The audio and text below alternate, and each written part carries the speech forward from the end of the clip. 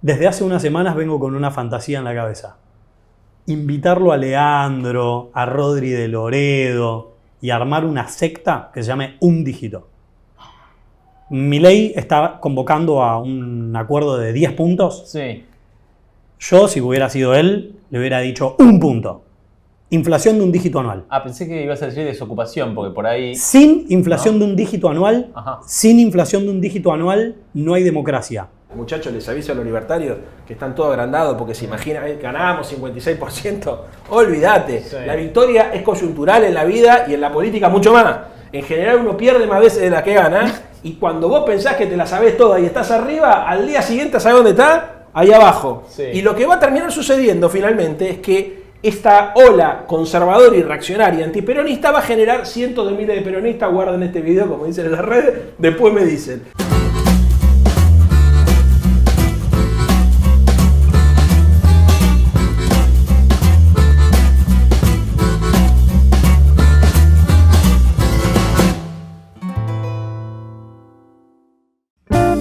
Buenas, ¿cómo están? Mi nombre es Tommy Baigorria, sommelier de Duriguti Family Winemakers. En este caso presentando el primer blanco de Las Compuertas, 100% blanco de Las Compuertas. Un vino pensado para la guarda y para empezar a encontrar un nuevo perfil en los blancos de nuestro país.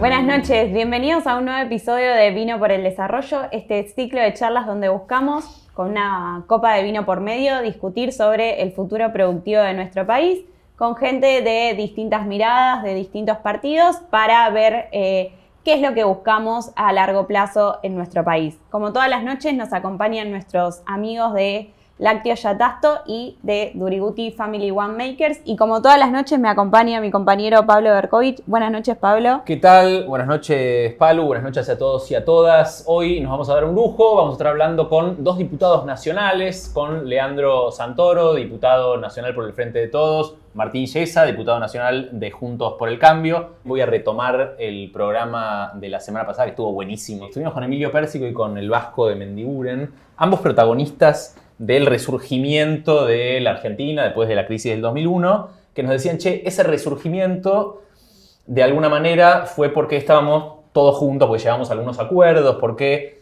generamos de alguna manera una cierta unidad en la política. ¿Ven en este momento de la Argentina posibilidad de generar esa unidad? En el corto plazo yo no lo veo. Dicho lo cual, y para hacerla sintética, sí creo que la Argentina requiere un pacto político y un acuerdo social. Las dos cosas.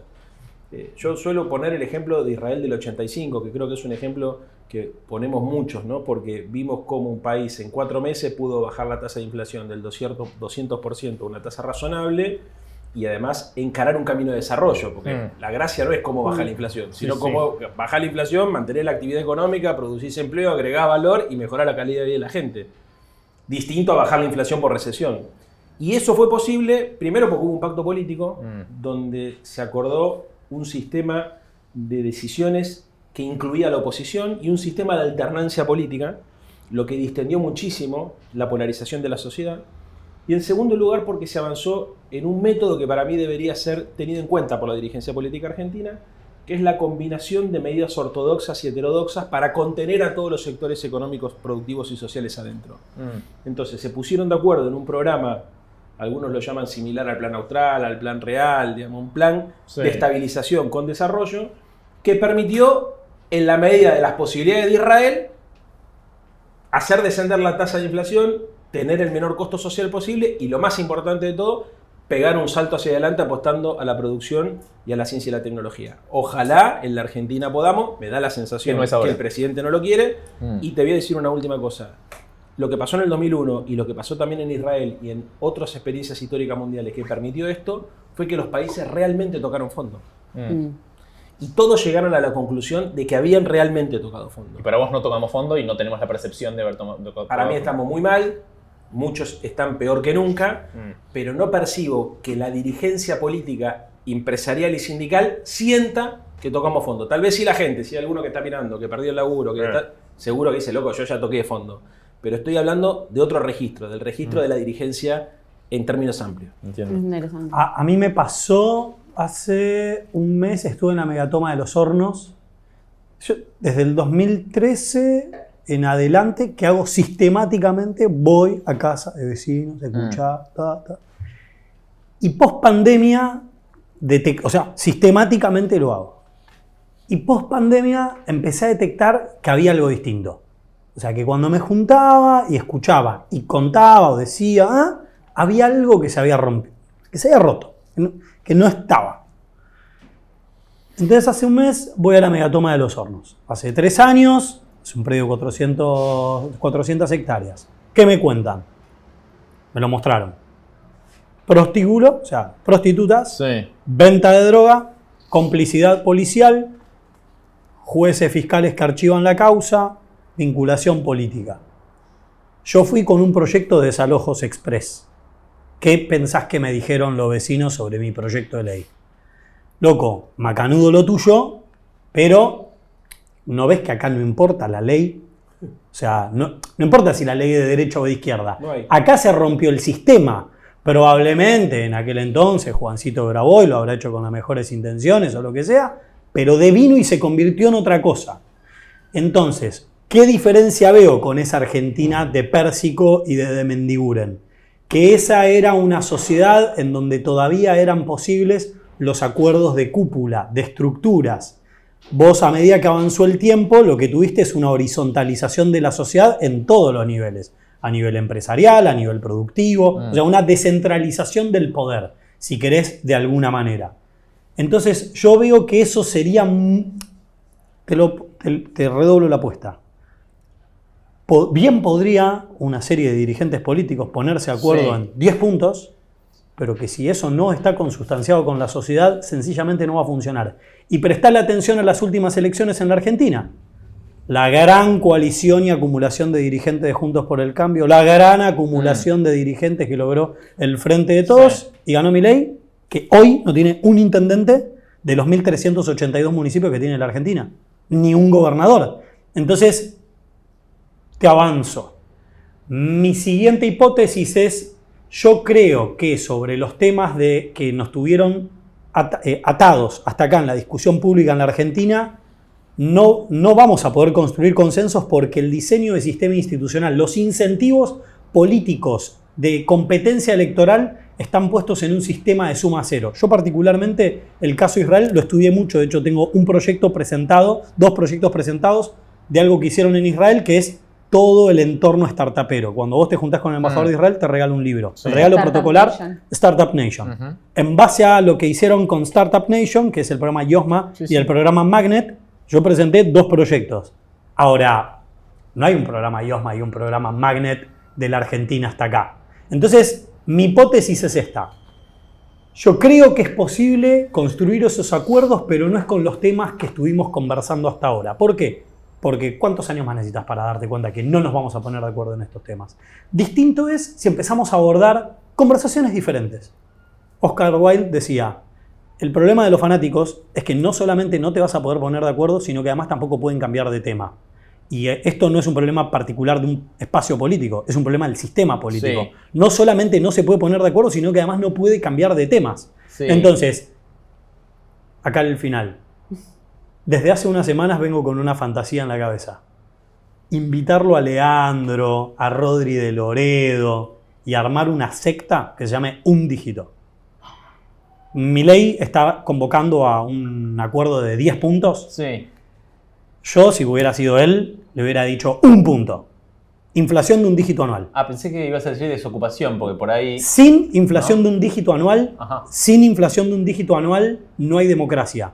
Vos mirala, prestale atención. ¿Y hay democracia con una desocupación de 20 puntos? Prestale atención vos después con sistemas políticos, con partidos políticos que se dedican a la formación política, con gente que se dedica a entender qué es lo que hicieron otros países para ser prósperos. Si vos no tenés una inflación de 1 dígito anual, no es posible en el tiempo lograr un sistema de crecimiento económico sostenible. No hay democracia. Y, solo para cerrar, ¿qué le está pasando a las democracias liberales en el mundo? Están a la baja. Hay un paper de Daron Acemoglu, autor de Why Nations Fail, de por qué fracasan las naciones, hace 1 semana y media. ¿Cómo es el título del paper? ¿Estamos de acuerdo? ¿Daron Acemoglu les parece que es de derecha? No. No. ¿Es de izquierda? Tampoco. No. Un tipo que estudió, ¿no? Cientista social y economista. Si la democracia no se vuelve pro trabajador, va a fracasar. ¿Qué significa pro trabajador? No lo habla en una categoría peronista, lo habla en una categoría americana, que es el worker, el tipo que se levanta todos los días a la mañana, se toma el bondi, va a laburar, los pibes van a la escuela, vuelve y le tiene que alcanzar. Entonces dice, si la democracia liberal no se vuelve pro trabajadora y es que las variables sean lo más estables posibles, con un crecimiento sostenible, no existe, ustedes si leyeron a Adorno Acemoglu en ¿Por qué fracasan las naciones? No hay crecimiento sostenible si vos tenés transformaciones que no están acompañadas de una construcción institucional. Por eso yo crearía la secta un dígito. Pero en el y 2001 después, teníamos un dígito. bueno, y después Antes no. también. Y después no. Antes también. Y después no. Y había 20% de desocupación Y después mucha no. pobreza. ¿Y qué no tuviste en la década del 90? Una oposición Inflación más no fuerte. tuviste. Una oposición más fuerte. Mm. Una oposición más fuerte. Mm. ¿A vos te parece que hoy la Argentina tiene un problema de partidos políticos? Yo creo que no. Hoy la Argentina tiene 3 coaliciones fuertes o 3 espacios políticos fuertes con identidades fuertes, desde lo cual podés entablar conversación, desde lo parecido es más difícil entablar conversaciones. Sí. Ciertamente no es demasiado democrático, o sea, imagínate si hubiera 3 que piensan todo lo mismo. Y eso es lo que vos tuviste en los 90, vos tuviste un proceso hegemónico. El desafío no es cómo tener razón siendo hegemónico, el desafío es cómo tener razón en el disenso, en la pluralidad, que eso es lo que lograron los países que lograron desarrollarse como Israel. Que es lo que decía Leandro, vos lo que tuviste en Israel, como clave del éxito del desarrollo económico, además de ideas muy talentosas, que acá en Argentina no lo podría conversar en ningún programa, salvo en en qué consiste Magnet, en qué consiste IOSMA. Como no tenés la oportunidad de poder conversar sobre esto, los tipos diseñaron un sistema talentoso, disruptivo, en donde lograron caminar y masticar. Yo lo defiendo mucho, defiendo muchísimo esos modelos con y con alternancia democrática. Pero lo que digo es Israel, Corea del Sur, Australia, te puedo nombrar un montón de países que crecieron a partir de esos desarrollos, de apalancar obviamente sus recursos naturales y de industrializar también, por supuesto, eso. Pero había también condiciones de posibilidad en el mundo que le dieron a Israel, a Corea del Sur, a Australia, a esos países, la posibilidad de hacerlo. Argentina, en esa división internacional del trabajo, ¿está parada en el mismo lugar? Digo, ¿cuáles son nuestras condiciones de posibilidad para hacer eso? Sin sus necesidades geopolíticas probablemente no hubieran existido. Mi viejo estudió en el Pellegrini. Y una cosa que me contaba, dice que, pero es de las cosas que se acuerda, ¿viste? De las cosas que te quedan de chico. Decía que un profesor, un día, un profesor suplente de historia, entra y tenía que suplir una clase. Y entonces, yo estudié en Pinamar, en la secundaria, en la Corvette Uruguay, y él decía que los profesores eran como unos profesores de prestigio, ¿no? Y entonces dice que el tipo los quería hacer pensar. Entonces dice, ¿cuál fue la diferencia entre Esparta y Atenas? ¿No? Entonces dice, ¿por qué uno fue un pueblo guerrero y el otro un pueblo filósofo?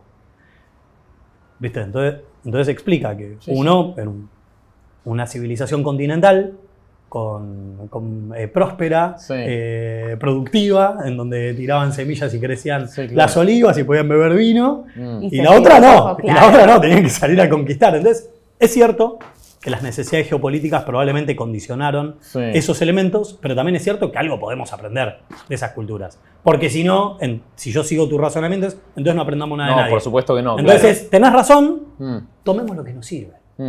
Sí. Un poquito de cada. ¿Te sumás a la secta, Leandro? A ver, creo secreta, tiene que ser secreta. Tiene que ser secreta. Queda acá igual, ¿eh? Deja que quede la invitación y después vemos. Como cuando yo termina el programa. un dígito. Un dígito. Cuando termina el programa. Creo que uno de los problemas que tenemos para dar estos debates es que hay toda una dimensión paranoica en la política y conspirativa que está haciendo mierda el pensamiento crítico.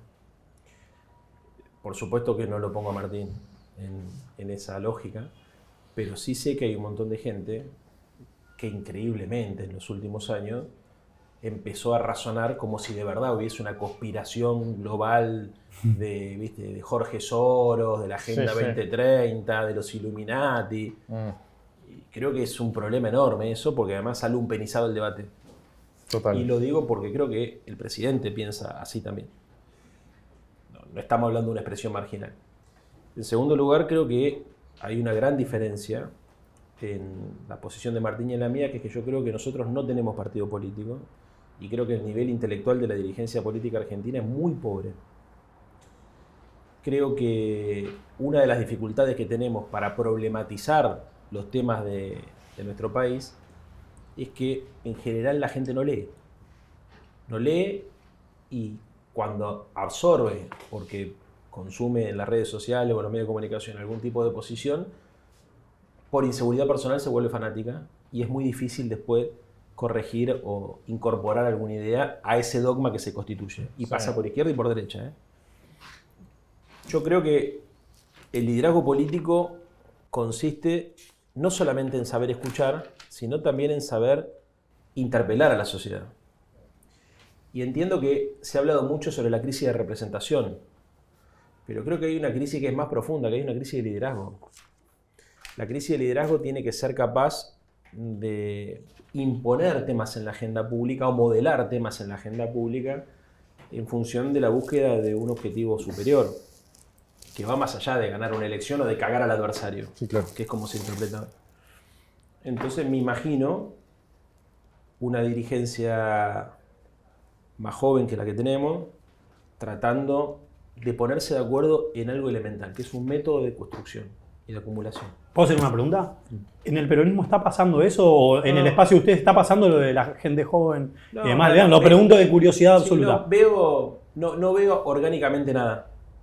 Veo gente, sí, muy interesante, como sabes que yo te aprecio mucho y te respeto siempre a vos. Igualmente. Públicamente. Es mutuo. En mi espacio, por ejemplo, yo siempre suelo poner el caso de uno que no milita conmigo, que es Itai Hackman, por ejemplo, Claro. de un cuadro. Pues sería fácil decir, no sé, Nicolás Sotero, que está acá atrás de cámara, ¿no es cierto? Pero no, voy a decir uno que no milita conmigo, Sí. que me parece que es un pibe, o tantas otras compañeras, Sí, sí, Ofelia, pero hay un montón de gente que vos decís, che, lo que no encuentro es un método de acumulación ni de construcción colectiva que haga que se pueda poner en valor ese conocimiento. En general, los dirigentes políticos acceden a lugares de gestión no por sus cualidades intelectuales, sino porque o son funcionales al sistema o le responden a alguien o la casualidad de la vida, que también existe.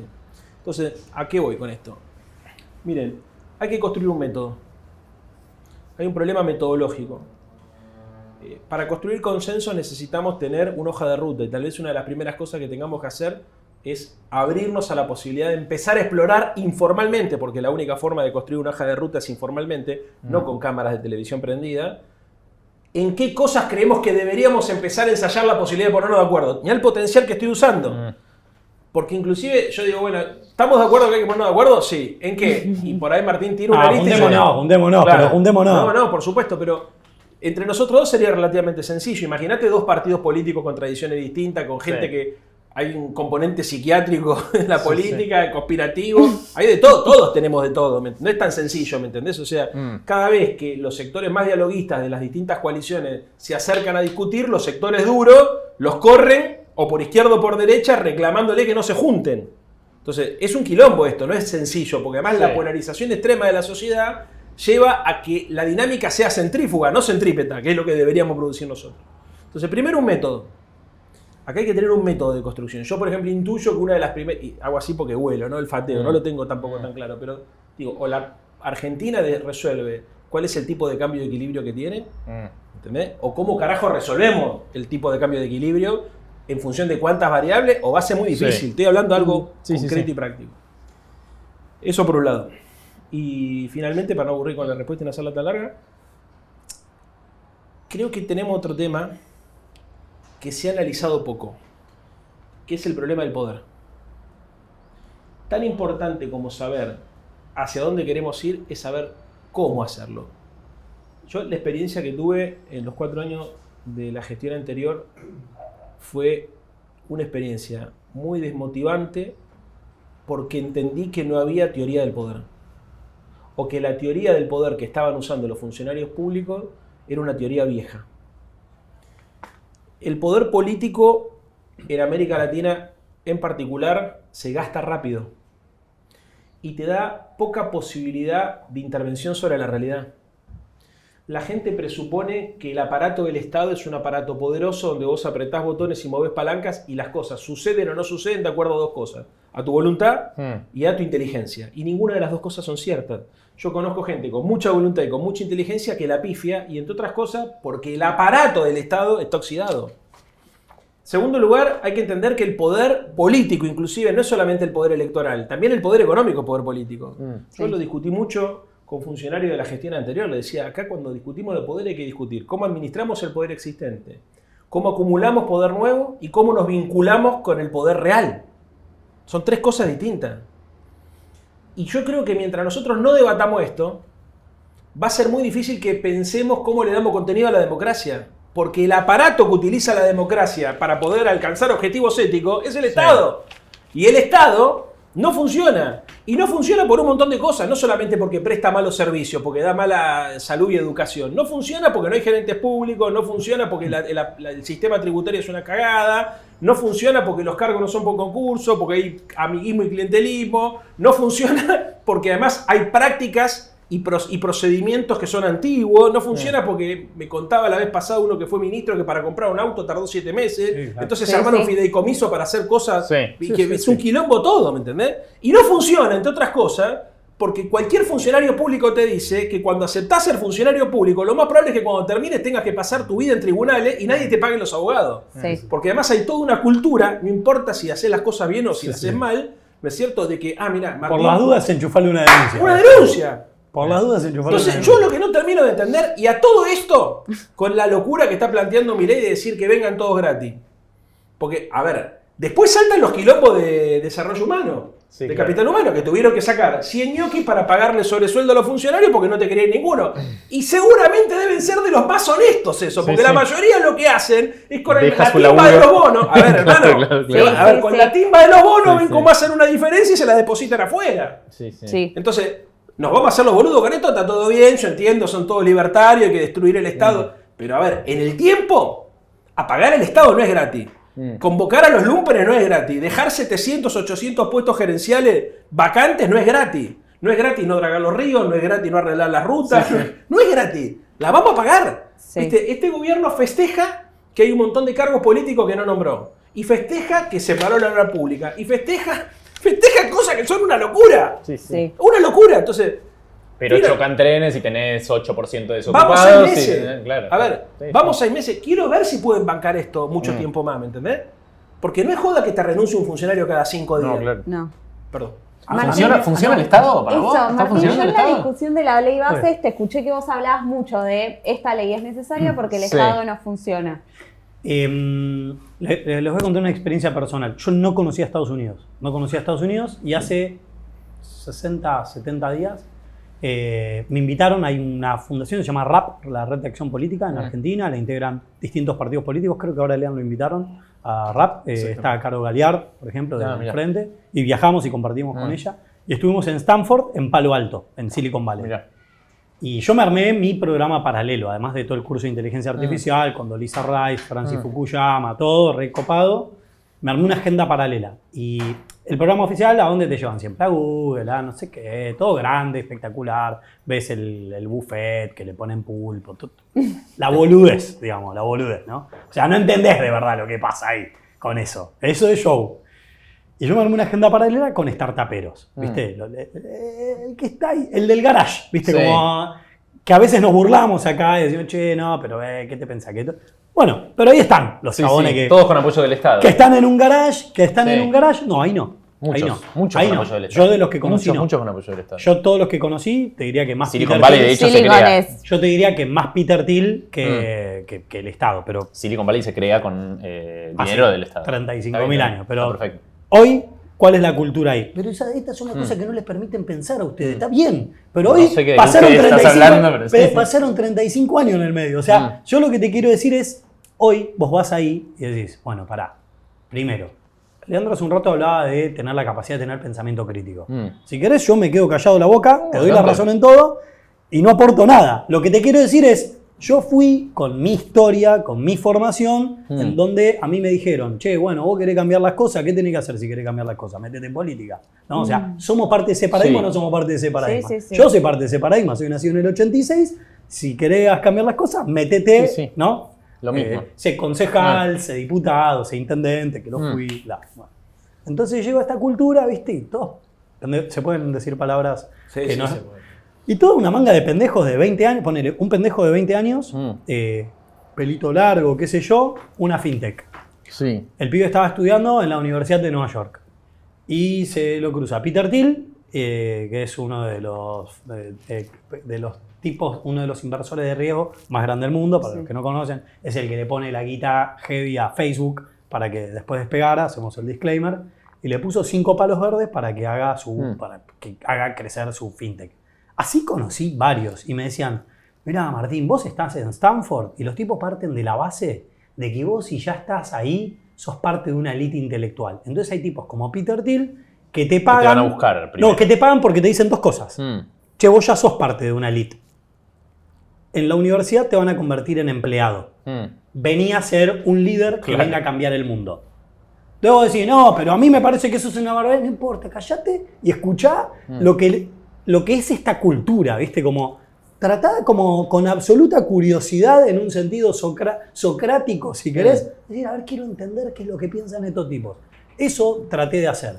Entonces, ¿cuál es el mantra con el que se levantan todas las mañanas? Hay una serie espectacular en HBO que se llama Silicon Valley y te muestran esto. Parece caricaturesco, pero es así. Todos se levantan pensando en que pueden tener una idea que puede cambiar el mundo. Entonces decís, bueno, pero en el medio habrá de todo, por supuesto. Pero si a uno de 100 se le ocurre una que sí y funciona, es un riesgo que los tipos están dispuestos a correr. Entonces me di cuenta que el paradigma en el que estaba yo formado, que es el de que si querés cambiar el mundo, metete en política, estaba mínimamente en crisis. Entonces, sigo el razonamiento de Leandro, me siento invitado a ese método. Perdón, pero ¿por qué estaba en crisis a partir de ver esa experiencia de Estados Unidos? Porque ya no está el monopolio, o sea, el Estado ya no tiene el monopolio de la transformación de la vida social. Entonces dije, ¿no hay algo de esta agenda que vos puedas traer para acá? ¿Viste? Como decir, che, no hay algo de esta tecnología que si bien no es aplicable al 100, la tenés que pasar por el filtro ético, sí. Pero no hay algo, en serio, no hay nada que te parezca que es relevante de todo esto. O sea, ellos son una manga de estúpidos y nosotros somos una manga de genios. Solo que a ellos les va bien y a nosotros nos va mal. Parece muy soberbio eso. Entonces, yo siempre trato de jugar con estas cosas. ¿Por qué? Porque a mí, antes que tener una ideología y ser exitoso en el desarrollo de mi ideología e iluminar a la sociedad con mis grandes ideas prefabricadas, encasetadas, que la podría reproducir cualquiera, trato de decir, che, yo nací en el 86 y la verdad que gran parte de los problemas siempre se terminan reproduciendo. Entonces parto de la base de que necesitamos, o a mí me gustaría ser parte, de un equipo de gente que crea que puede producir soluciones diferentes a las que existen o existieron en la Argentina. Y eso no es posible si no estás dispuesto a hacer crecer o evolucionar el paradigma en el que te criaste, porque al final sos parte de un paradigma.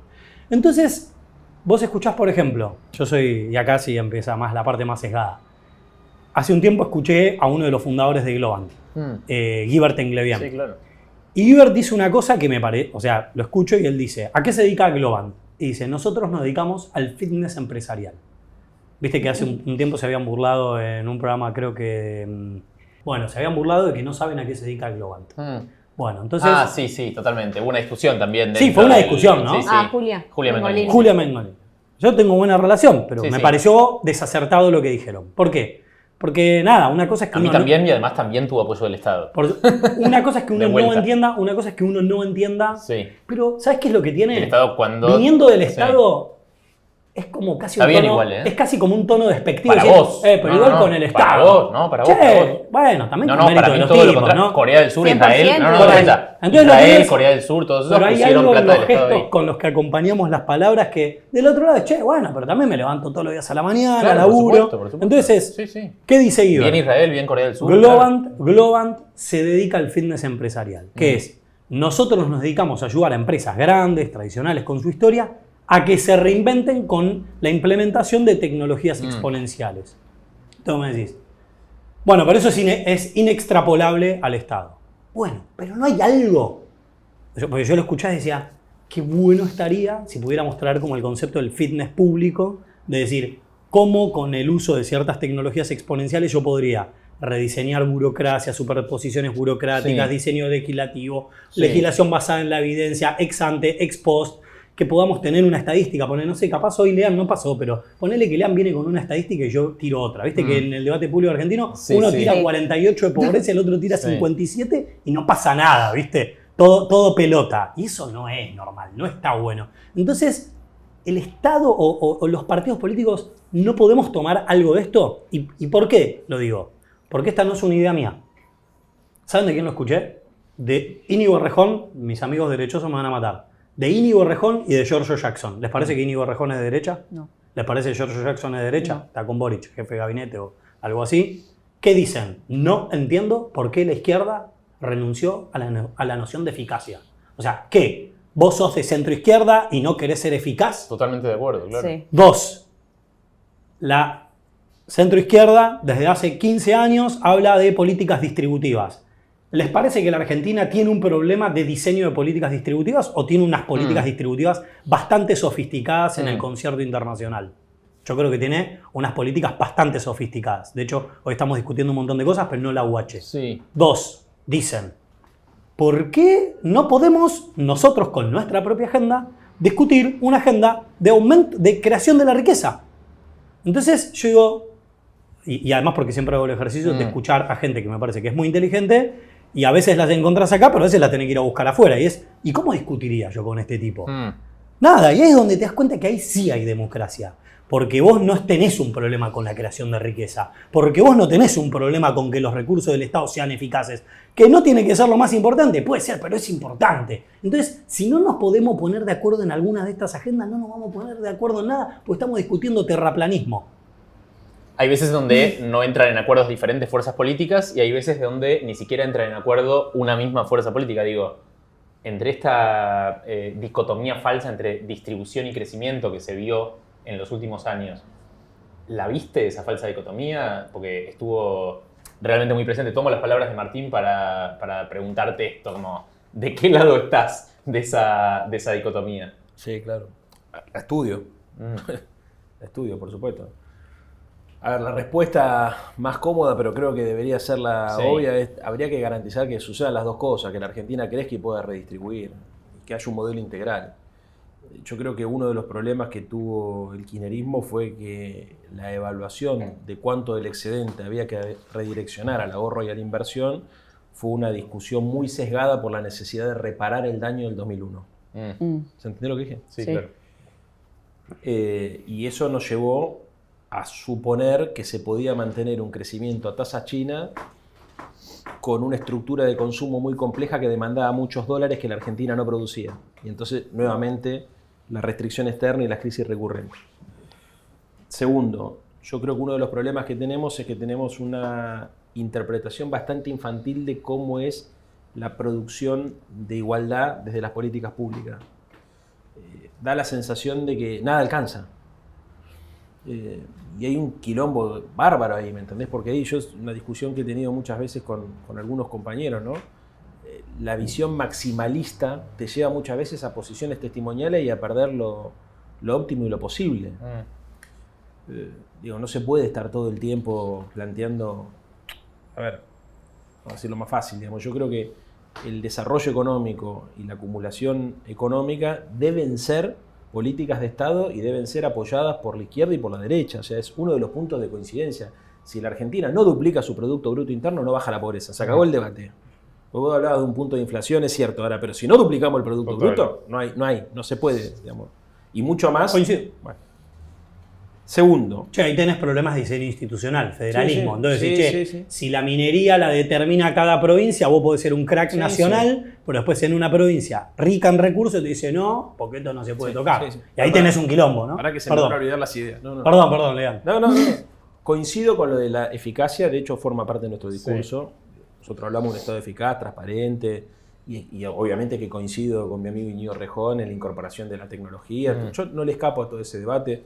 Más bien todo lo contrario, y te podría decir, una de las cosas que mejor hizo el macrismo, tanto en la ciudad como a nivel nacional, fue modificar, digamos, todo el proceso de toma de decisiones con el sistema electrónico, o sea, favoreció muchísimo la gestión pública.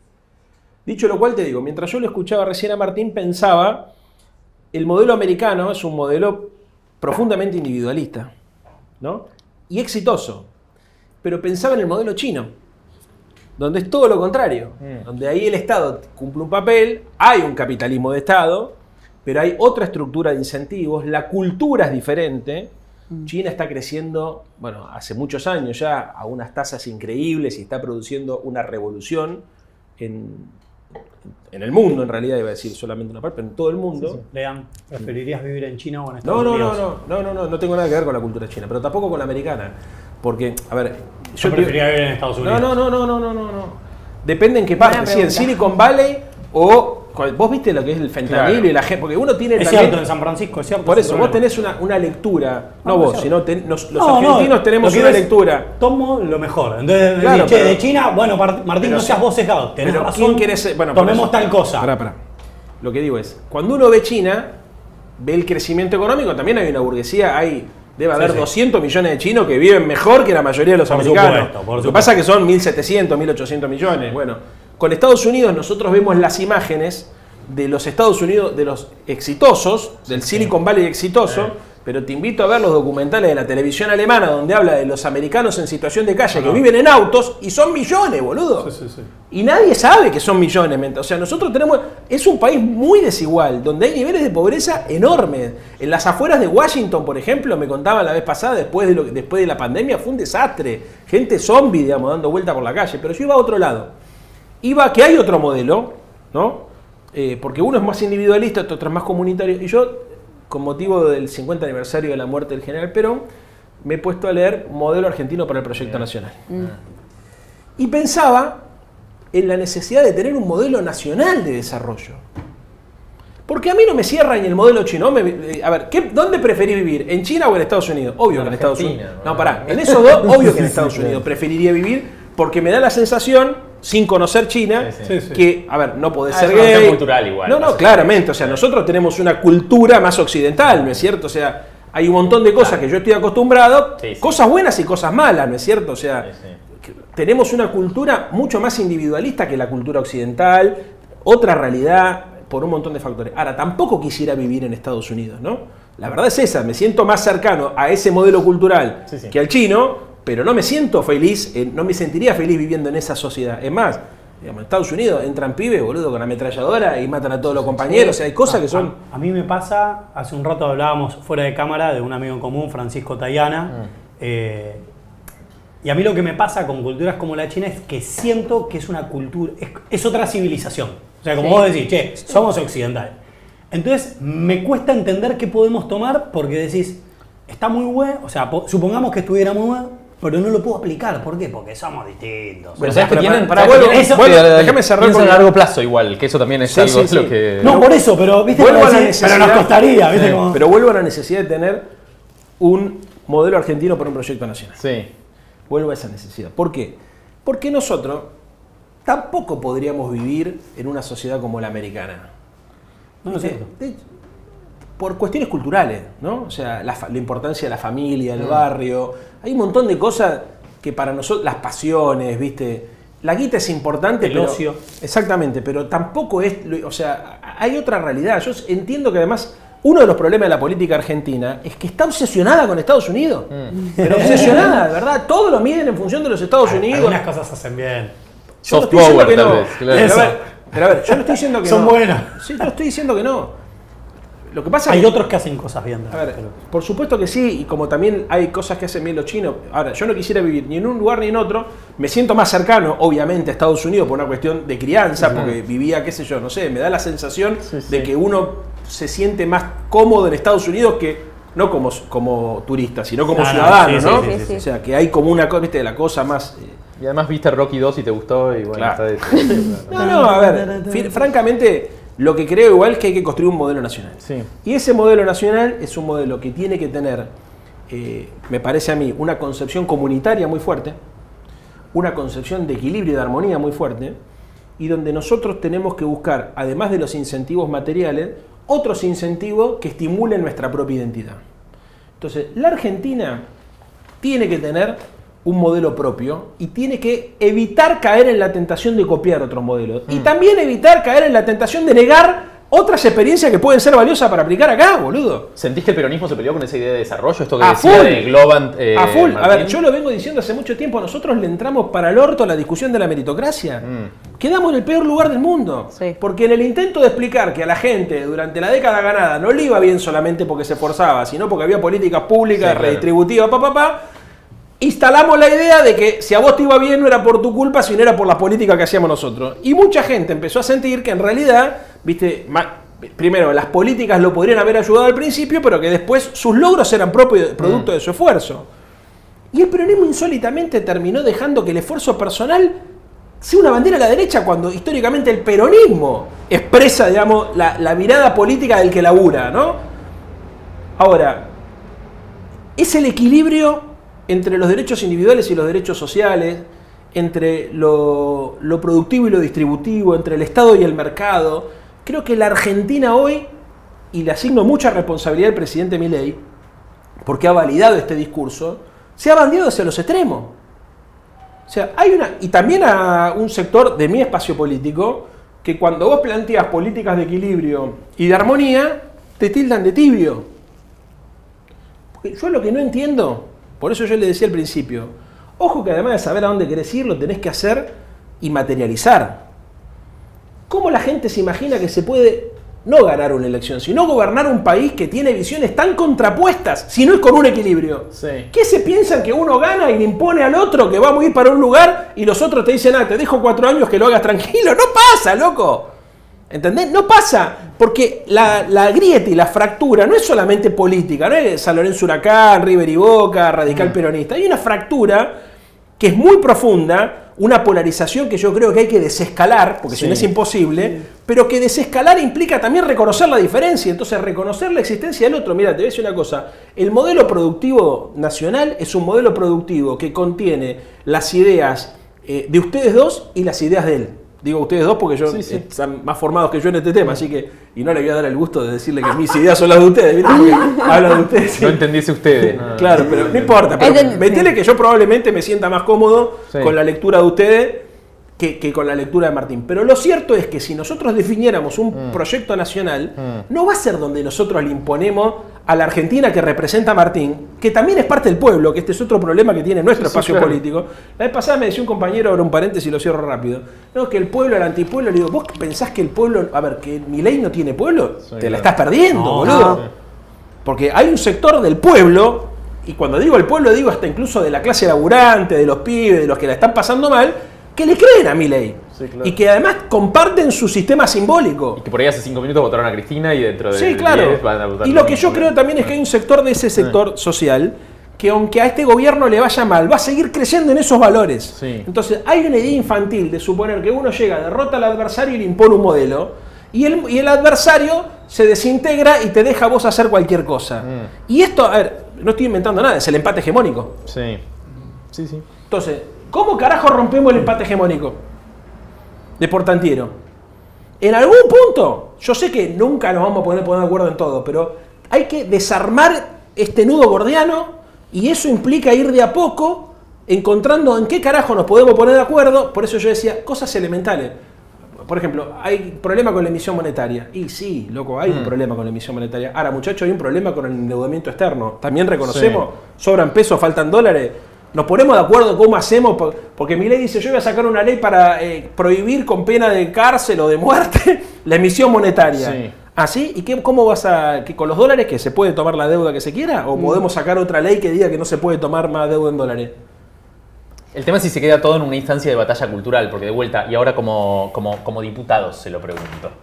El otro día un empresario pyme me decía, muy angustiado por la situación que está viviendo, está echando gente, bueno, le está yendo mal, y me dice, ¿sabes qué? Yo veo a los diputados con discursos vehementes, como muy categóricos, y no los escucho, no los puedo escuchar. Porque lo que estoy pensando es, yo no quiero un discurso vehemente, quiero que me negocien un artículo de una ley que me beneficie. Yo te iba a decir una cosa sobre eso. Primero, probablemente esté condenado al olvido, pero presenté 2 proyectos distintos. Uno, es, o sea, ya me voy curtiendo en esto de la cultura legislativa. Lo primero, de un proyecto para eliminar superposición legislativa, regulatoria, burocrática. Esto hay algunas experiencias en distintos países en donde se dedican a hacer esto. O sea, es como preideológico. Che, ¿estamos de acuerdo en que dos leyes no pueden hablar sobre el mismo tema diciendo lo mismo? Porque a veces hay un articulito. Bueno. El segundo, un poquito más difícil, meritocrático, si querés, tecnócrata, es ex ante, ex post, legislación basada en la evidencia. Que podamos partir del mismo diagnóstico. Si partimos de diagnósticos diferentes, no hay democracia, es un loquero. Que es la campaña presidencial del año pasado. Sí. Uno decía que iba a eliminar el Banco Central, el otro que la emisión monetaria no genera inflación, y no sé, y el PRO que decía un día dolarización sí, pero en realidad con competencia de moneda. Bueno, era medio como un loquero, ¿no? O sea, ninguno partía del mismo diagnóstico. Entonces, política legislativa basada en la evidencia, ex post, que las leyes que salen, esto es lo que más loco me parece el Congreso. Decime, ¿ustedes estuvieron en la gestión pública? Sí. ¿Cada cuánto hacían revisión de avance de la gestión? Una semana. ¿Cada una semana? Sí. ¿Cuándo analizamos los resultados de las leyes que emitimos? Nunca, jamás. Nunca. Como gestor, olvidate, decir, che, ¿en serio? ¿De ninguna manera vamos a revisar los resultados de las leyes que creímos que iban a mejorar la vida de los argentinos en algún sentido? Como eso no es parte de la cultura, y la cultura está puesta en el videito de Instagram, del discurso obviamente, como bien decía este empresario pyme, los incentivos no están alineados. Y ahí es donde yo cada día que paso en el Congreso tengo un pájaro carpintero que me pica la cabeza y me dice, tecnología obsoleta. Tecnología obsoleta. Estoy en reuniones muchas veces con colegas de mi propio partido y demás, y pienso, tecnología obsoleta. Empiezan a hablar de personas, tecnología obsoleta. Estoy en el Congreso, discursos, tecnología obsoleta. Veo lo que... tecnología obsoleta. Entonces digo, che, si las personas que se autoperciben inteligentes, si las personas que se autoperciben buenas, si las personas que se autoperciben que aman la democracia, lo mejor que tenemos para ofrecer es que la democracia está en peligro si no se llevan adelante nuestras ideas, va a pasar lo que está pasando en todo el mundo, que de repente no aparece Milei, aparecen monstruos, aparece otra cosa. A las pruebas me remito de lo que estuvo pasando en el mundo en las últimas semanas. Entonces, vos a mí me preguntás, yo creo que en Argentina, en esto sí estamos en la vanguardia, que es que estamos explorando socialmente lo que es tener un presidente libertario. Es cierto, es el primero de la historia, salvo, no sé, creo que un presidente americano a mediados del siglo XIX que quiso eliminar el Banco Central y lo mataron a la semana, que no me puedo acordar el nombre, y el otro es Milei. O sea, no hay otro presidente libertario en la historia. Entonces, en esto como que estamos agotando ¿viste la enciclopedia en carta? Che, ¿cuáles son las ideologías posibles de la democracia? Bueno, en Argentina ya probaron también con los libertarios. Supongamos lo mejor, que nada, es razonable. No sé si me gusta ese experimento. Bueno, pero está ocurriendo. Entonces es, che... No, digo, el de ir probando. Claro. Pero ocurrió. Sí, entonces, son los hechos. Y yo soy una persona orientada a resultados y los resultados uno trata de performarlos en base al diagnóstico de la realidad. Entonces, yo veo eso y digo... ¿Y si esto no funcionara? ¿Será culpa de Milei? Está bien, el tema es y ahí me pongo y digo, yo sería injusto. No. Si las personas que nos autopercibimos inteligentes y buenas, lo mejor que tenemos para ofrecer es una constitución escrita hace 176 años con una actualización en el 94. ¿No hay algo? Entonces vos decís, bueno, Hamilton, Madison...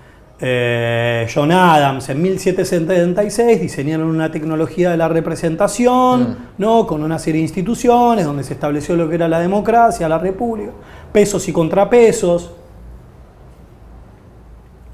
¿Y cuál era la discusión en ese momento? ¿Quién estaba del otro lado? Jefferson, Thomas Jefferson y Thomas Paine. ¿Y qué decían?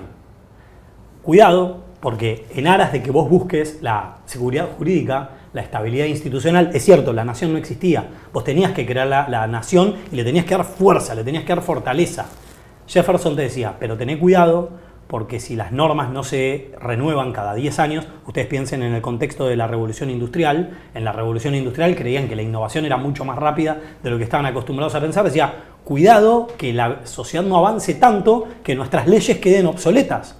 Entonces yo veo lo que está pasando hoy y te digo, Madison, Hamilton, Adams en 1776 fueron necesarios hasta acá. Hoy necesitamos a Jefferson. Hoy necesitamos un diseño institucional, te diría, de la inestabilidad. de la inestabilidad de la representación, pero de la estabilidad de la institucionalidad. Si nosotros lográramos masticar chicle y caminar a la misma vez, en donde las personas no son tan importantes como las instituciones que las sostienen y en donde el margen de maniobra no sea tanto, pero sobre la base de algo que funciona, sería mucho mejor. Pero para eso nos tenemos que poner creativos. Entonces, por ejemplo, sistema previsional. De verdad, piensen en Cristina, cuando se le votó el 82% móvil. Piensen ahora en Milei, previsional. ¿No tienen la sensación de que el sistema previsional con inflación, hiperinflación en la Argentina, debería ser un tema en donde no debería ser exclusivo de un legislativo, ni debería ser exclusivo de un ejecutivo?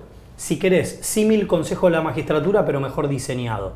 Entonces decís, y capaz puedo empezar a crear como estos organismos híbridos o hibridados, en donde yo tenga algo del legislativo, algo del técnico, algo de profesionales. ¿Por qué? Porque son las jubilaciones.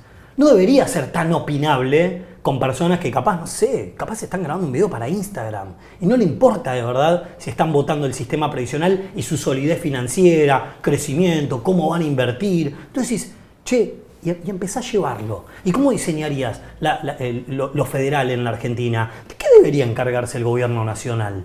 ¿De qué deberían encargarse las provincias? ¿Tienen los recursos? ¿Y los municipios? Los municipios tienen salud y seguridad. ¿Deberían? ¿Cómo? ¿Y cuáles deberían ser las funciones? Perdón, pero para mí... ¿Y quién tiene la culpa? ¿Y quién tiene la culpa si la cosa no funciona? Pero para mí es un problemón que un diputado o un senador esté más pensando en hacer un video de Instagram Pasa. y se necesita. Bueno, pero Yo para creo mí que soy el único discutamos diputado eso. que no dio un discurso hasta ahora. Yo no hablo ni en las comisiones ni en la asamblea, no porque No me parece porque, mal igual porque hay que gente que hable. me No, me parece representa. estar en contra de la batalla cultural. Lo No, que no. digo es que Claro. está A mí solo la hay batalla personas en cultural. mi bloque, digo, no sé, Leandro es un líder de su bloque. Yo no soy un líder de mi bloque. Soy una persona, Leandro es un líder de su bloque, pero capaz a veces decís, che, bueno, habló Leandro, te podés dar por representado en tu bloque.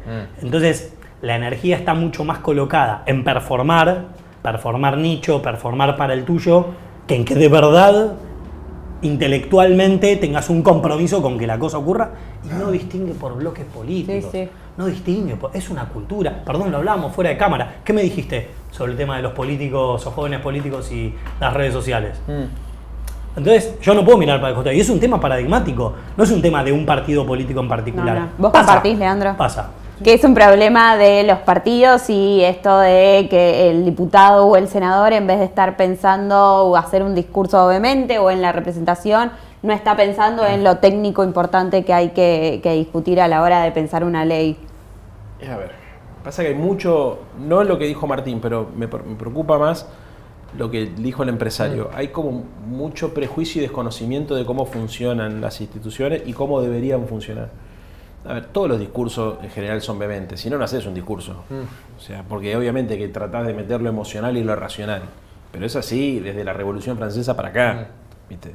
El punto es si la política solamente es eso. Claro. Yo suelo hablar mucho de la necesidad de tener espacios informales y reservados. En general, los países serios en el mundo construyeron consenso en reuniones reservadas, chiquitas, Sí. ¿me entendés? Gente que iba a comer a la casa de uno y hablaba del tema del país, o sea, ¿no? Porque ahí tenés más margen como para equivocarte, inclusive para reconocer tu propia ignorancia, Sí, sí.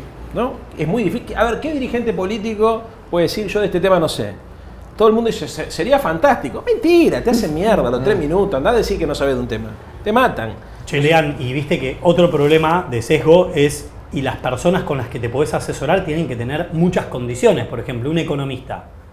Por ejemplo, si vas a hablar de campo, si es consultor, de dónde, ¿viste? Claro. De dónde cobra, si trabaja en energía. O sea, después, ¿quién te va a asesorar en ese tema y que sea como un ente abstracto, ¿no? Y para que vuelvo con Sí, algo. sí, sí. Insisto con lo del método. O sea, me parece que a la política le está faltando método.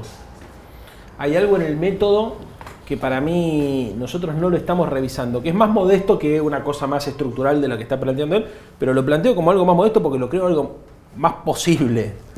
¿Entendés? Me parece que hoy si nosotros metiéramos mano en la Constitución tendríamos una Constitución peor, empezaremos a discutir la pena de muerte, o sea, se iría a la mierda el debate. Creo que nosotros tenemos que arrancar desde de lo simple a lo complejo para tratar de reformar este sistema que coincido con Martín, está acabado, digamos, teniendo en cuenta que la sociedad es una sociedad muy especial, porque vos hablabas recién de hablar por la evidencia. Boludo, vivimos en la época de la posverdad. La vez pasada hicieron un experimento en Estados Unidos, le preguntaron a la gente en qué acto de asunción había más gente, si en el de Trump o en el de Obama, y todos decían que en el de Trump. En realidad los votantes de Trump veían más gente, y cuando Trump asume en el 16 no había tanta gente. Sí. ¿Me entendés? Pero la gente discute sí, cosas, claro. pero es una cosa, la realidad es opinable. En la Argentina la ley era una sugerencia, lo que nunca pasó es que la realidad sea tan opinable. Sí, claro.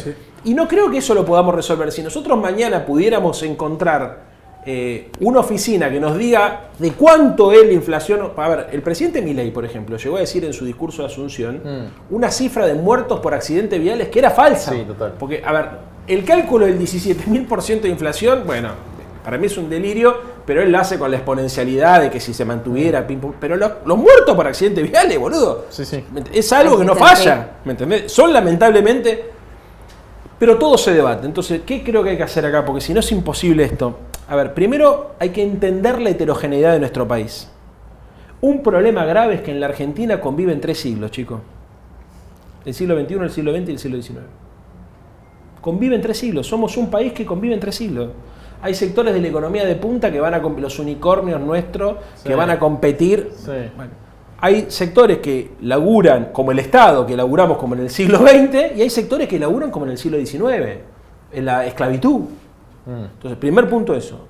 Segundo punto eso. Yo advertí la vez pasada en un reportaje, y algunos se enojaron, que la Argentina se estaba acercando a un proceso de balcanización.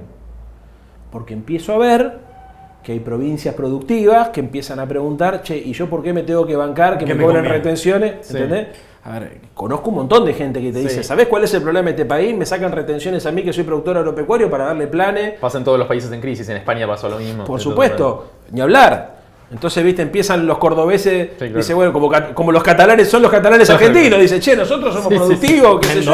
Mendoexit. Claro, el Mendoexit, la región, bueno, Nacho Torres, boludo, o sea, Nacho Torres, gobernador del PRO, diciendo, me voy a juntar con los peronistas para defender los recursos naturales de la Patagonia.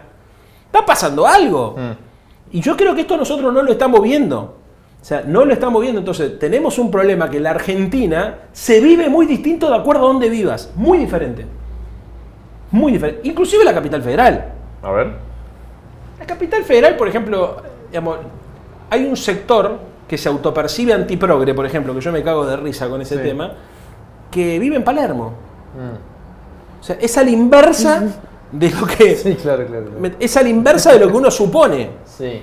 ¿No? Entonces, se autopercibe... Ahora, porque, a ver, esto es una cosa que le corresponde al campo de la izquierda, si querés, ¿no es cierto? En la izquierda hay como la derecha vino a replantear tantas cosas y la ultraderecha copó con un montón de consignas, en el campo nacional y popular se llega a la conclusión que hay un problema con la suavización de la línea y entonces empiezan a trabajar toda una línea antiprogresista. Progreso es un insulto, claro. Sí, exactamente. Es una cosa insólita. Sí. Para mí es una cosa Perdimos por el progresismo, por ahí te dice alguno. Exactamente. Por ser progres. Por ser progre, ¿no? Y entonces se vuelven machistas. Y se cagan de risa del feminismo. Es una cosa insólita. Sí. ¿Viste? Se vuelven todos machistas porque, ¿viste? Son todos... Y después cuando los escarbas un poco te das cuenta, ¿viste? Que tienen también, digamos, no viven como hablan. ¿Viste? O por lo menos en alguna parte no. Hay una crisis de identidad. ¿Me entendés? Donde la gente no tiene claro qué carajo es, qué representa, donde hay un complejo de inferioridad. Hay una crisis de autoestima de la puta que lo parió.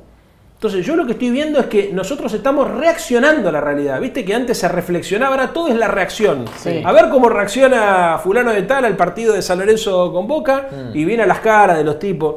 ¿Qué es esto de la reacción?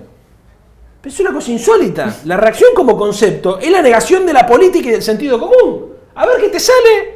Entonces, ¿y por qué lo votamos a Milei? Mira, porque es auténtico. Es verdad, el tipo es auténtico. Ahora, ¿alguno se puso a pensar qué hay atrás de esa autenticidad?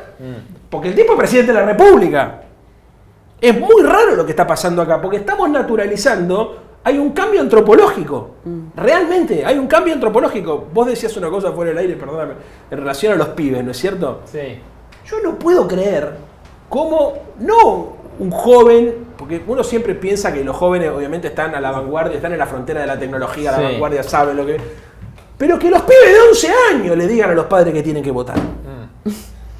Por Antonia. Pero es una cosa de loco, porque, a ver, dos cosas, que el pibe se lo diga y que el padre lo repita como si fuera una cosa... No, mi hijo de 11 años me dijo... El caso Antonia, claro, sí. No lo quiero Sí, decir porque está está, bien, pero está no, a bien. ver, no es el único. No, Porque, entiendo. a ver, Pero claramente a ese no, va a ser olvídate, el no le sí, respondas sí. a este que es un hijo de puta. Estoy diciendo otra cosa. Mirá, de verdad te lo digo, o sea, la mayor cantidad Sí. de reproductores de las consignas de Milei en TikTok tienen entre 11 y 13 años. No es joda. No, obvio. No es joda. Digamos, un sobrino mío, que es el padre, bueno, es un empresario muy importante, es el tío de mi hija en realidad, que es, con lo cual su hijo es como un sobrino político, a quien adoro, un tipo muy inteligente, un empresario que es conocido, así que no voy a dar el nombre. El pibe se hizo fanático de Milei. Yo lo conozco desde que chiquito, o sea, los padres le interesa la política, la madre es radical, el padre, viste, es votante del PRO, típico votante del PRO, Sebastián le mandó un besito. Bueno, y el pibe se hizo fanático de Milei hace 2-3 años, 11 años. A ver, es muy raro lo que pasó. Claro, Milei, como las ultraderechas, se volvieron entretenidas. Sí, claro. O sea, la izquierda es aburrida y conservadora y la derecha es disruptiva, políticamente incorrecta y divertida. Perdón, pero ahora, yo creo que el peronismo supo tener esa mística. El kirchnerismo Bueno, pero también. ojo, pero hay algo global, porque el peronismo y el kirchnerismo, a ver, va a volver a pasar con el peronismo porque se están cagando de risa del peronismo y lo están, como fue la proscripción con el peronismo del 55, cuando vos atacás a alguien, lo que viene se define por lo que no es. Entonces todo lo que no sea Milei y lo que mierda sea, se va a terminar identificando con el peronismo. O sea, Milei también está produciendo peronistas jóvenes que no se da cuenta que lo está produciendo por la estrategia comunicacional que desarrolla. Si vos te reís, le haces bullying, qué sé yo ya te digo cómo termina esto. O sea, vos tenés fe de poder hablarle a un palermitano de peronismo y que te entienda. Lo que estoy diciendo, estos son ciclos. A ver. Como hay ciclos económicos, hay Sí. ciclos políticos. ¿No es cierto? Entonces, este ciclo está generando, o esta cultura, una contracultura y una contrahegemonía. No tengo ninguna duda. Muchachos, les aviso a los libertarios que están todos agrandados porque se imaginan, ganamos 56%. Olvídate. Sí. La victoria es coyuntural en la vida y en la política mucho más.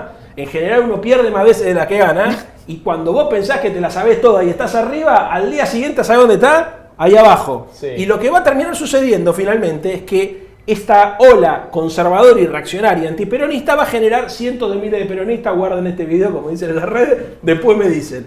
Dicho lo cual te digo, hay algo que nosotros no podemos, yo no lo puedo entender, nosotros generacionalmente, que un pibe de 11 años, con la madurez intelectual que tiene cualquier nene de 11 años, termine teniendo impacto sobre la cultura de un país. Porque no es que lo tiene porque sucede, porque hay gente que lo disfruta y lo cuenta. Entonces, y yo particularmente cuando lo veo al presidente, si hay algo que siento interiormente, es que tiene una inmadurez que te juro que es peligrosa, por la inmadurez emocional. Inmaduro emocional, no se banca la crítica, no sabe cómo administrar las tensiones, no puede contener sus pulsiones. Es todo un desborde emocional y el desborde emocional se transforma en una virtud en este país porque eso lo asimilan a la autenticidad. Sí, claro. Sí, sí. ¿Me entendés? Entonces, perdónenme, me estoy pareciendo, mira. La demencia. La vehemencia. Pero bueno, a ver, si estuviéramos en otro ámbito más formal no lo haría de esta forma, pero siendo que te dan vino y te dan Es la queso, casa del vino, claro. bueno, finalmente, ¡Afuera! ¡Fuera el vino! ¡Fuera el queso! lo que digo es, esto fue una joda y quedó, ¿no? Porque vamos a decir las cosas como son. Esto fue una joda, todos nos reíamos, hacíamos consumo irónico, qué sé yo, y mirá el quilombo que estamos. Bueno, tomémonos un poco más en serio este quilombo, muchachos. Basta con esto de hincharla, viste, de joder, de simpático, todo. La política es seria. ¿Viste? No se puede hablar de economía y de política si no lees un puto libro, no se puede, es una irresponsabilidad. Podés ser el bar, lo que no podés pretender, ¿viste? Es ser un tipo importante. Recién hablábamos también de las personas que hacen política como carrera. Yo empecé a militar en política a los 13 años pintando paredes, Sí, claro. poniendo el cuerpo. O sea, yo no soy un dirigente político, soy un militante político. Y creo que parte de las características que nosotros tenemos como organización es que valoramos el esfuerzo, el poner el cuerpo. Vos no estás en esto, y yo se lo reconozco a Martín también, o sea, hay una actitud militante de decir, Los dos hicimos el cursus honorum de la política. perdemos más de lo que ganamos. Sí. No, hicimos Hacemos- todo en los centros de estudiantes. Exactamente, hacemos cosas, digamos, que mucha gente no la puede entender, digamos, que tiene una dimensión emocional, espiritual muy profunda por una necesidad no de trascendencia en lo personal, sino de trascendencia en términos de la obra, de aportar algo para que quede, sentirte útil. Entonces, esta discusión va a contramano de la idea de que haces política para subir de estatus social o haces política para que te vaya bien, inclusive hasta para hacer la diferencia entre ser solidario y hacer caridad, ¿no es cierto? Llegar acá para darle al que está abajo, eso es caridad, ¿no es cierto? Ahora, querer construir una sociedad más justa es otra ética. Y yo creo que nosotros tenemos que dar el debate sobre la ética política que impregne el debate ético al resto de las esferas de la vida. O sea, la ética no es solamente no robar, la autolimitación frente a la tentación de chorear. Eso es una parte de la ética. A ver, si vos vas a la función pública y robás, infracción ética y moral enorme. Ahora, la ética también es no manipular a los demás. La ética también es entender que las emociones son importantes, pero que, ¿me entendés? No es todo emocional. Sí, sí. La ética es entender que por ahí el adversario tiene razón en lo que te está diciendo y no se puede tirar del mantel. Como decía Martín recién, discutimos sobre cualquier cifra y uno tiene una cifra distinta y se va toda la mierda. No pasa nada. No pasa nada. La ética no es solamente la ética también en la economía, en la política, sino también en la economía. Yo lo pensaba mucho. A ver, cuando vos decís, yo esto lo califico como un experimento social, cuando el presidente dice que los evasores son héroes, porque nadie hace guita si garpa impuesto, y después tira que quiere destruir el Estado, y después tira que los empresarios monopólicos son benefactores sociales porque llegaron, ¿no? Amigo, hay una impugnación ética elemental que si sos liberal, procapitalista, pro mercado, tenés que reconocer. Sí. ¿Me entendés? No puede ser, boludo, que el hecho... Yo entiendo que vos hagas una crítica al sistema impositivo y a la estructura impositiva. Es súper legítima. Es decir, che, hay un montón de impuestos que son distorsivos. ¿Celebrar la evasión fiscal? No. No va a eso. Porque entonces después le tenés que sacar guita a los jubilados para adquirir el equilibrio fiscal. Yo entiendo que vos digas, yo necesito un empresario que produzca, que desarrolle, y que si gana cuotas del mercado porque es más eficiente produciendo bienes y servicios, joya. Pero los monopolios no tienen que existir. Y si existen, tienen que estar absolutamente regulados. ¿Se entiende? Sí. Hay una dimensión ética en todo esto. ¿Qué pasa? Si vos le decís a un nene de 11 años, el argumento que te desarrolla es coherente. Y estamos, ¿por qué? Porque emocionalmente no está preparado. Emocionalmente el argumento de vamos a dejar que las empresas sean monopolio, le cierra a un nene de 11 años. Sí, claro. Porque no ve todo esto. Porque ¿sabes qué? ¿Cuál es la diferencia entre una persona madura y una persona inmadura? Que es consciente de las consecuencias de las decisiones que toma. Un nene de 11 años no tiene plena conciencia de las consecuencias que puede tener una decisión. Y tal vez el argumento infantil de decir que un empresario monopólico es un héroe social le resulta atractivo y coherente. Y en el nene de 11 años está todo bien porque tiene 11 años. Ahora, amigo, si vos tenés 60... Y sos presidente igual. No, sí, lo digo por los padres, por la cultura. El caso de Milei se identifica con, viste que los chicos se recontra identifican con Milei. Claro, si Milei es un niño herido. Realmente es un niño herido, o sea, hay un pibe herido en el cuerpo. Y te digo que no lo digo como crítica a Milei, hasta me da ternura. No es que lo digo como una característica que veo, un chabón que fue una infancia muy dura y que quedó ahí. Y eso identifica con un sector de la sociedad. Ahora, yo lo que no puedo creer es la gente adulta que no se da cuenta que esto está pasando y que es un desquicio. Realmente es un desquicio. Podés ser de derecha, podés creer que tenés que eliminar impuestos. No podés decir, siendo presidente en Davos, que no pagar impuestos está bien. No podés decirlo. ¿Me entendés? No sé qué hay peor de esto. Bueno, Leandro, Martín, la verdad me quedaría una hora más hablando. Me quedo muchísimo. Yo me imaginé que iba a pasar esto además. O sea, era obvio que este programa no podía durar una hora 20, no sé lo que yo. Era obvio. Perdón. No, fue la última. La mitad de las preguntas. No, por favor, un placer enorme. Pero bueno, sé que ambos dos se tienen que ir. Muchísimas gracias por venir. Muy interesante el debate. Así que nada, nos vemos en el próximo Vino por el Desarrollo. Se suscriben. Muy bueno el vino argentino, muy bueno el queso salud por eso, argentino. por eso. Muy bueno. Con la izquierda, con la izquierda. Ahí va. Ahí está. Salud por el desarrollo. Con la derecha, bueno. Nos vemos el próximo domingo.